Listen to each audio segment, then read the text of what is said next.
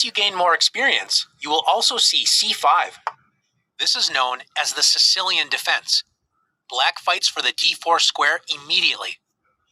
After knight f3, black has several popular moves, including e6, d6, and g6. The Sicilian is such a complicated opening with so many options. We are just going to discuss the basic ideas that both sides can use. Of the many options, knight to c6 is one of the most popular choices. White sometimes plays bishop to b5, but white's most popular and aggressive move is opening up the position with d4. This is known as the open Sicilian. Black will not let white keep two pawns in the center, so black trades a wing or non-center pawn, c5, for white's central d4 pawn with c takes d4.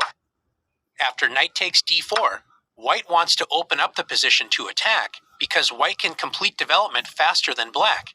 Because remember, black spent time to play c5 on the first move to imbalance the position instead of developing the king side right away with the safer e5. On the other hand, black is happy to trade pawns on d4 because this means black has two pawns, d7 and e7, that can fight for central space, and white has only one central pawn, e4. The Sicilian can be very tactical, where attacks and counterattacks are common. Here are a couple common plans for both sides. Black can attack white's center immediately with e5, or fianchetto the dark squared bishop with g6. And after knight c3, bishop g7, black's bishop attacks white's knight on d4. This opening is known as the accelerated dragon. After bishop to e3, protecting the knight and developing a piece, black usually plays knight to f6. White can play positionally by playing bishop to e2 and castling kingside, a common setup for white against almost all Sicilian defenses. Or play the more aggressive bishop to c4, pointing at black's weak f7 square.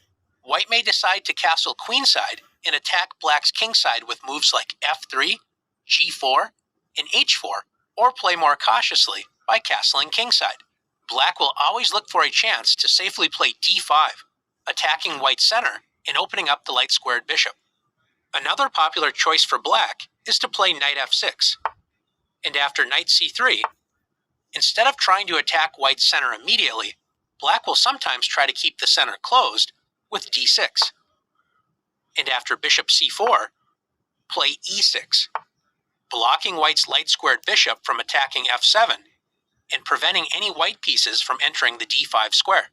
After bishop to e3, protecting the knight on d4, and bishop to e7, white can safely castle kingside or play queen e2, so that after castles, white sharpens the game with castling queenside. White has ideas such as f3, g4, and h4, attacking the black kingside, and black will try to attack on the queenside with ideas of a6 and b5, or try to open up the center with d5. As you can see, there are a lot of ways to play the Sicilian defense.